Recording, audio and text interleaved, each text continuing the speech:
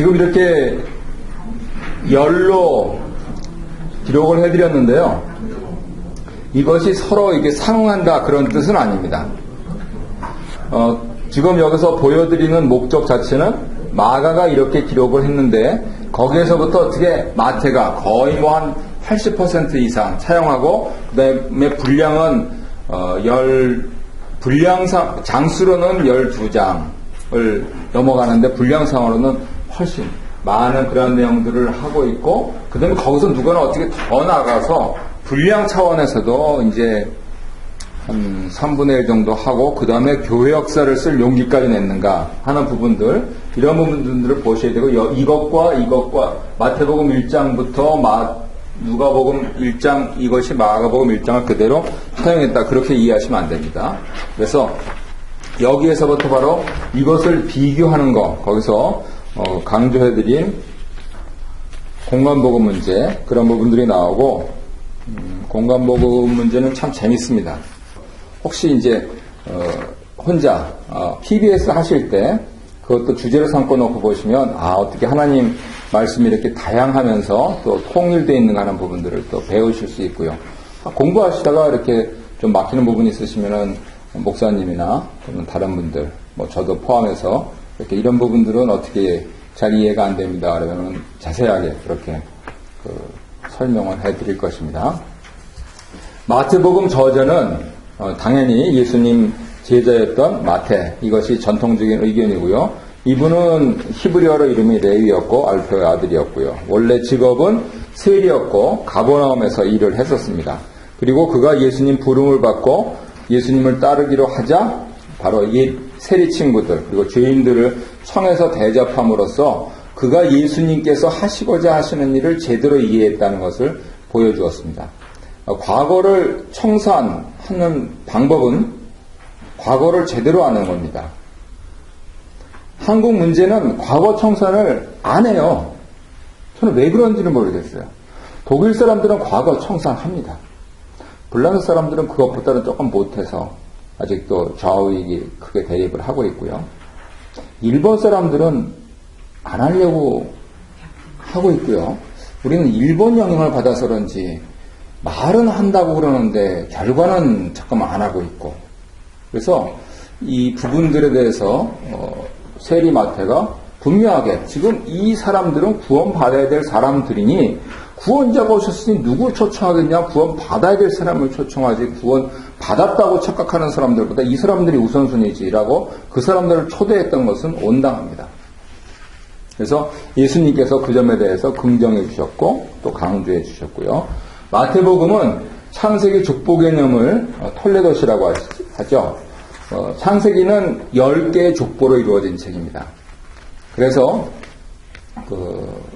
내용들을 잘 알고 있는 유대인인 마태가 그거에 따라서 오경 구조를 따라서 예수님께서 뭐 말씀이나 비유나 강화를 마치시고 이렇게 하면서 배열을 그렇게 해놓습니다. 그 배열이 7장 28절 요 뒤에 29절은 이제 더 종결어니까 여기요. 7장 28절 그리고 11장 1절 그 다음에 13장 53절 그 다음에 19장 1절 그 다음에 26장 1절 여기에서 그래서 하나, 둘, 셋, 넷, 5개의 구조로 이루어진 그러한 복음서를 우리에게 전해주고 있는 것입니다. 그렇다면 이것을 읽는 유대인 독자들은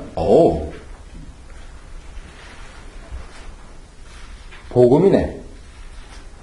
특이한 것은 복음이란 말은 글쎄 좋은 소식을 끌어내면 끌어낼 수 있는데 그런데 사람들이 읽고 이거 복음일세 라고 생각하는 그러한 깊은 인상을 주고 있다는 것이죠.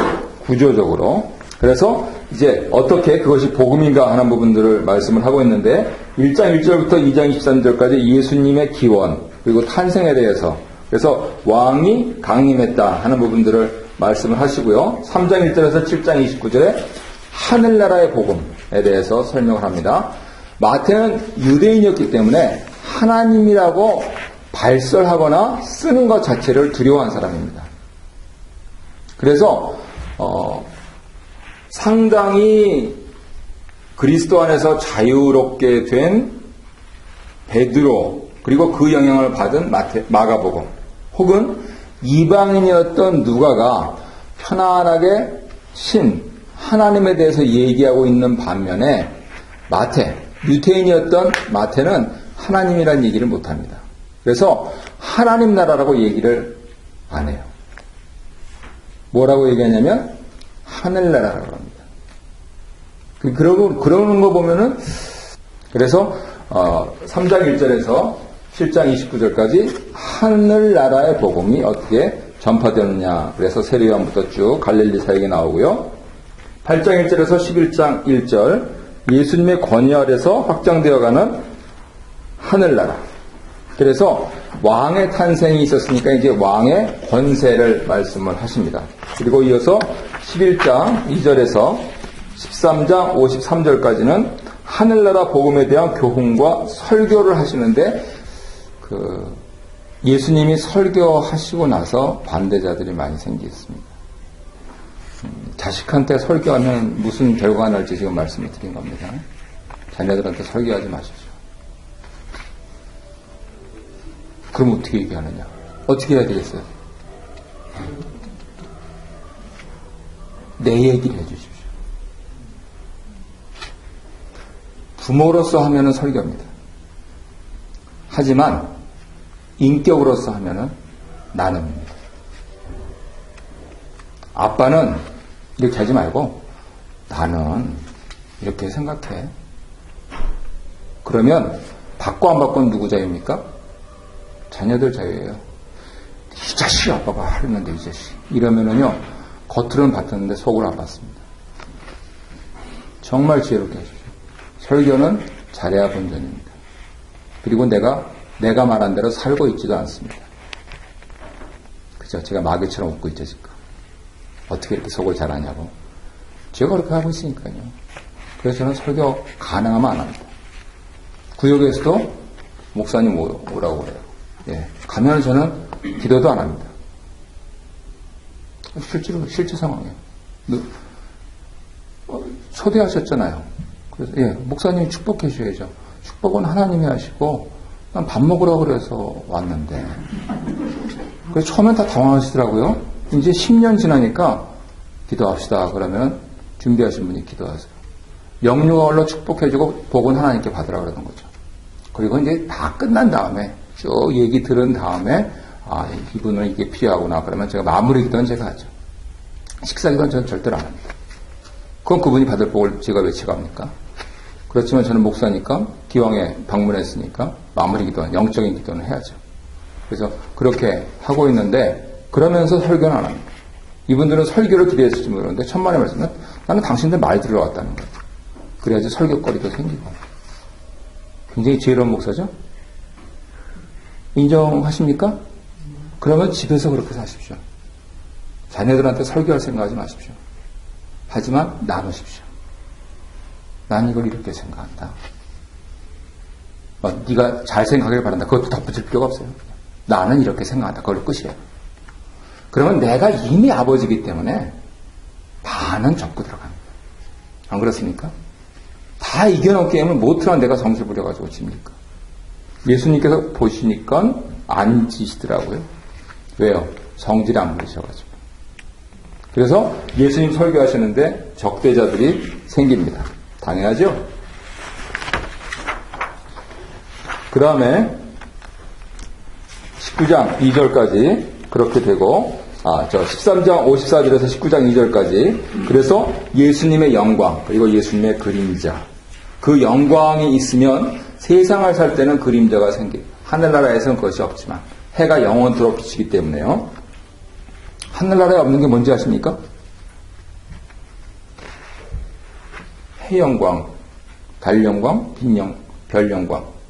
하늘나라에 없는 게 하나 있어요. 요한계시록을 보면은 바다가 없어요. 왜 그럴까? 다음 주 요한계시록 어떻게 하십시오. 그래서 예수님과 유대 지도자들 사이에 대립이 고조됩니다. 그리고 특이하게도 갈릴리 전도 후반기가 마태복음에서는 기록이 되어 있습니다. 그 다음에 드디어 순환으로 그렇게 들어가시는데 19장 3절에서 26장 5절에는 예수님에 대해서 본격적으로 적대감, 그리고 예수님은 그러시니까 적대감을 방어하시는 게 아니고 종말을 말씀을 하세요. 오케이? 원래만 와라. 그렇지만 그때는 끝이다. 논리적으로는 그래요. 그러면은 다시 우리 가정에 적용해서 이것을, 이 태도를 변화시키면은 내가 나눴습니다. 자식이 안 받습니다. 끝은 무엇입니까? 종말이에요. 그러면 우리 저절할 땐 그랬습니다. 호적에서 파버린다 그러시더라고요. 그거는 설교하는 사람의 태도고, 나는 나누는 사람이니까 어떻게 해야 되겠습니까? 종말이다라고 생각하면, 하나님, 내 영혼을 구원하신 것처럼 저 자식도 구원해 주십시오. 그러면 하나님께서 어련히 잘 키우시겠습니까? 내가 잘 키우려고 했는데 안 되잖아요. 그러면 이게 하나님 뜻인가 보다. 그렇게 하고 하나님께 맡겨드리는 게 그게 맞지 않습니까? 이 예수님 종말을 말씀하시는 게 결국은 하나님 아버지께 맡기는 거예요. 우리는 거기서 오늘처럼 이렇게 왜 4월인데 이렇게 날씨가 춥고 이 무슨 레인이라고 해요 이거? 뭐 프리징 레인이 내린다 그리고 도대체 왜 그러냐? 또 한국에 계신 어머니도 거기 날씨는 어떠냐? 여기는 왜 이렇게 춥냐? 돈 좀 보내라. 뭐 이렇게 하면서 이렇게 하시는 거. 우리는 잠깐만 그 현상의 적이라는데 예수님은 철저하게 평생에 처음부터 끝까지 하나님만 바라보고 있어요. 우리가 종말을 말씀하시는 이유는 하나님만 바라보라는 거예요. 하나님밖에 없다는 거예요. 대안은 하나님밖에 없다는 거예요. 그래서 내가 그걸 당하면 어떻게 되겠어요? 죽겠죠. 하나님 잘 믿으면 천국 가겠죠. 내가 그걸 당한데 안 죽었어요. 그럼 어떻게 되겠어요? 또 살겠죠. 그러다 결국은 죽겠죠. 그러면 또 하나님 나라 가잖아요. 결국 하나님만 바라보라는 겁니다. 그래서 잠깐 무슨 시한부정말론 이렇게 다 쓸데없는 데 신경 쓰는 거고요. 하나님만 신경 쓰십시오. 그러면 아버지인 제가 하늘 아버지께 집중하고 있으면요. 내 자식도 하나님 아버지께 집중하는 한 나를 존경합니다. 그래서 생애 목표가 뭐냐라고 물으신다면 내 뒷모습이 하나님 사람으로서 내 자식에게 각인되는 것입니다. 결국 걔가 제 미업이 써줄 거니까. 그렇죠? 그래서 그런 차원에서 예수님께서 평생을 그렇게 사셨다 하는 부분들을 읽으면 나도 그렇게 살 수 있어요. 나는 죄인이라서 그렇게 못 삽니다. 아니요, 나도 그렇게 살 수 있어요. 이러한 주신감이 내려오는 것을 조금씩 느낍니다. 그래서 성서학자들은 이것을 뭐라고 받아보시면 알겠지만 표현했냐면 은혜의 승리라고 했습니다. 은혜는 누가 주시는 겁니까? 하나님 주세요. 결국은 누가 승리하십니까? 하나님 승리했어요. 내가 사람 편에 붙어 있을지, 그 사람, 그것도 알량한 자기 자신한테 붙어 있을지, 아니면 하나님께 붙어 있을지 잘 결정하십시오. 하나님께 붙어 있으면 승리하십니다. 세상 사람들은 그게 뭐 승리냐고. 그건 그 사람 생각이고, 나는 성경에 입각해서 승리합니다. 반드시. 절대로. 그때만 붙일 수 있어요. 하나님만 생각할 때. 그래서 은혜가 승리한다는 것을 말씀을 하시고, 그리고 이제 그 승리를 위하여서 순환을 담당을 하시죠. 그래서 26장 6절부터 28장까지 예수님의 순환과 부활이 나와 있고, 그리고 왕의 고난과 승리가 나와 있습니다. 이것이 기독교 복음의 특색입니다. 세상 왕은 고난을 안 당하는데 하나님 왕은 고난을 당하십니다. 저는 예수 안 믿는 사람들이 이해가 안 가요. 자기 위해서 죽었다는데 뭐가 그렇게 그게 싫은지 전 참 이해가 안 가요. 그래서 예수님이 너를 위해서 죽었는데 그냥 고맙습니다. 열심히 살겠습니다. 그거 못하냐? 다 귀찮고 다 싫대요. 왜 사냐? 모른다 그래요. 그러니까 예수 믿어야지. 그래서 결국은요, 자기 자신의 시야가 자기 자신에게만 향하고 있으니까 눈을 들어서 보지 못해요. 그러다가 뭐 너무 엄청난 충격, 서프라이즈도 마찬가지고요. 또는 아주 인생이 감당할 수 없는 그런 것이 오면 그때 어휴 하면서 고개를 드는 것 같아요. 그게 인생인 것 같아요. 그래서 그렇게 나빴을 때 그러면 또 어떻게 합니까? 기다려줘야지. 잘 기다리지 못하면 손해봐요. 가정에 적용하면 내 자녀들 기다려 주십시오. 그러면 하나님께서 내가 파운더이면서 부흥하게 하시는 그런 유쾌함 이런 부분들을 체험할지 혹 누가 알겠습니까? 스스로 산통 깨지 마시고 그래서 가만히 계시면 어차피 또 가만히 이제 쭉 보면은 최소한 20년, 30년, 40년 이상 이제 생존하실 확률이 높으시니까 그랬을 때 내 말년에 명예롭게 유쾌하게 되면 얼마나 좋겠습니까? 그래서 예수님께서는 그렇게 왕으로 고난을 받으셨지만 승리하셨다 하는 부분들 그래서 끝냅니다. 자, 누가행전을 15분 안에 끝내야지 조금 쉬었다가 영성하시니까 또 일반적으로 저자는 누가 그래서 개신교에서는 1882년 예수 성교 누가복음 전서에서 누가로 음력을 해왔고요. 카톨릭에서는 왔다 갔다 좀 하신 것 같아요. 그러다가 2005년 한국 천주교 주교회에서 출판한 천주교 성경에서 루가, 리을, 루가 그렇게 아예 통일을 시켰습니다.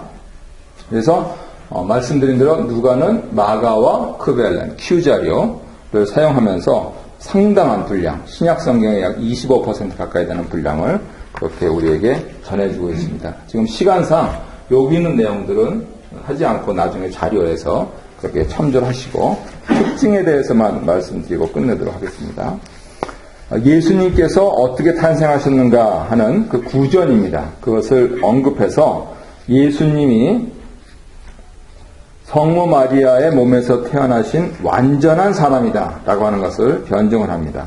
왜냐하면 소위 말해서 가현설, 가짜로 나타났다 하는 그런 입장들이 초대교회에 있었어요. 사람 탈인데 실제 저 사람이 이렇게 못 산다. 이 신이 이제 사람 탈 썼다 하는 그런 것이라고 하는 그러한 소문에 대해서 말도 안 되는 소리 하지 말아라 라고 하는 것을 자세하게 언급합니다.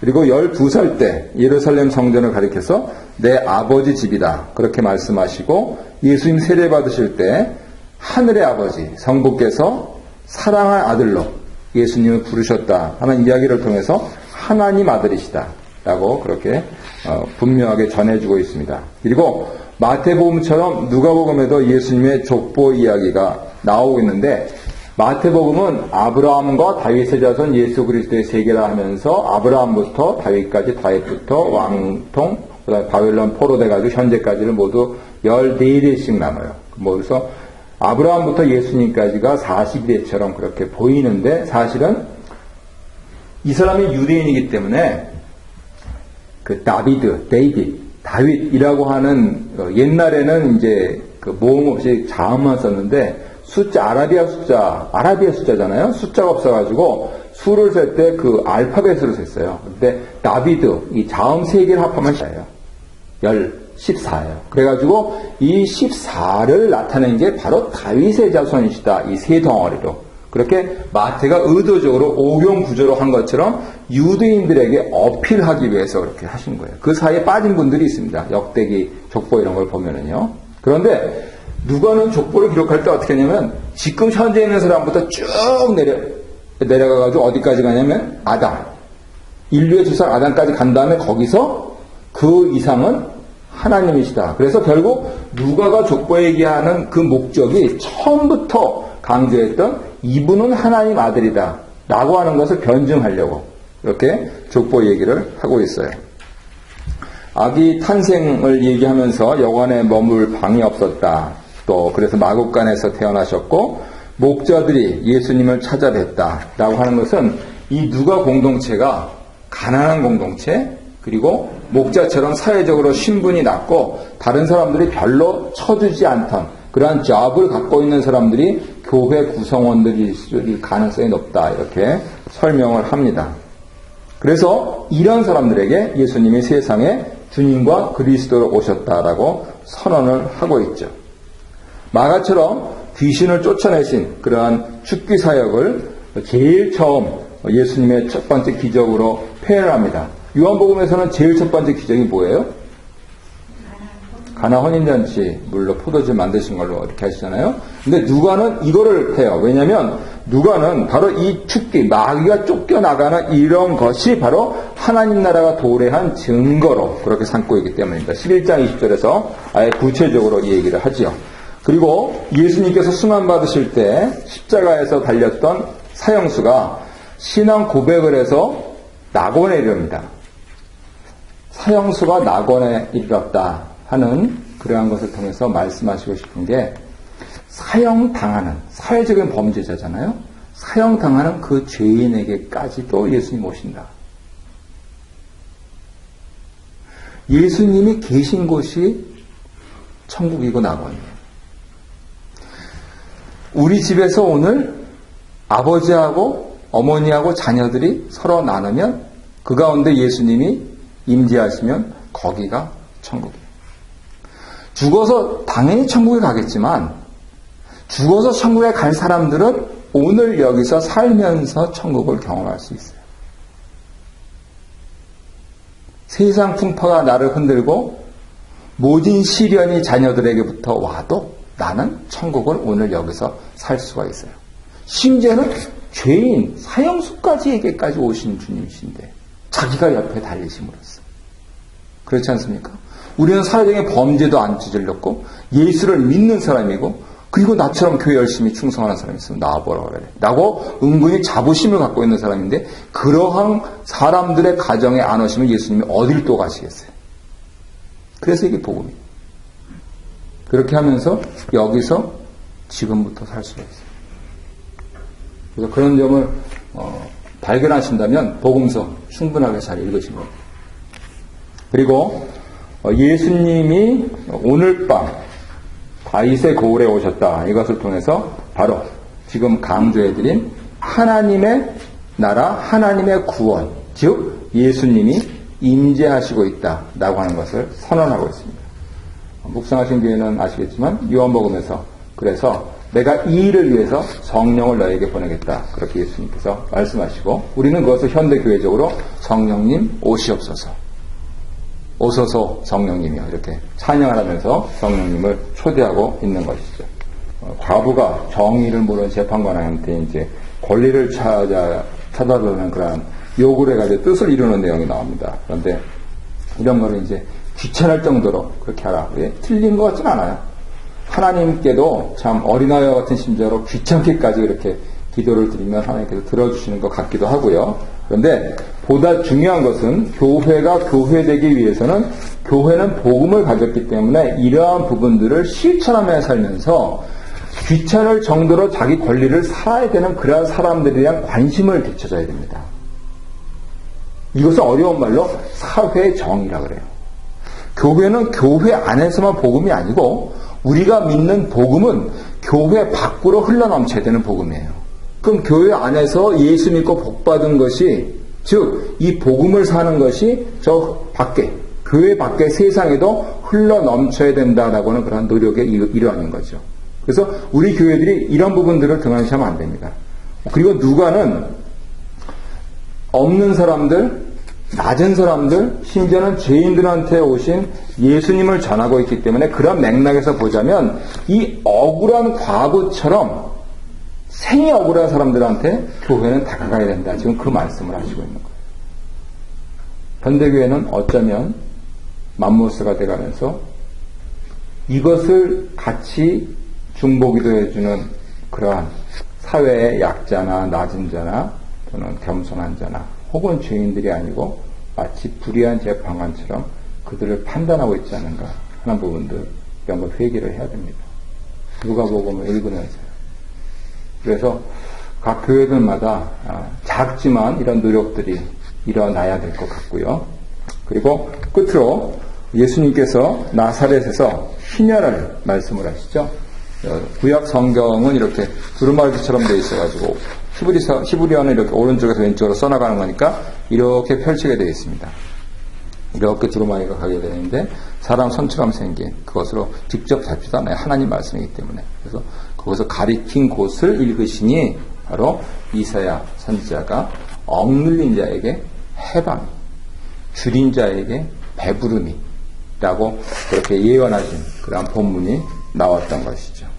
그래서 분명히 누가의 의도는 이렇게 복음이 들어간다면 세상은 변한다라고 하는데 있었다는 것을 알 수 있고요. 사도행전은 초대교회의 예수님 운동을 알 수 있는 것이에요. 어떤 분들은 사도행전에 사도들이 많이 안 나와서 성령행전이라고 그렇게 이름을 바꾸시기도 하는데 그 이게 가능성 있는 말씀입니다. 그래서 그런 차원에서 정리를 하자면 이 12장까지 성령님께서 사도 베드로를 중심으로 사역을 하시다가 13장으로 넘어가면서 사도 바울을 중심으로 그렇게 사역하시는 것, 이것이 사도행전의 체제다 이렇게 말씀을 드릴 수가 있어요. 그 저자는 누가인 것이 다시 분명하고요. 그리고 시기적으로 보아서는 사도 바울이 돌아가신 다음에 쓰여진 것 같고요. 사도 바울이 나오기 전에 사도 베드로가 어떻게 사역을 했느냐, 똑같이 했습니다.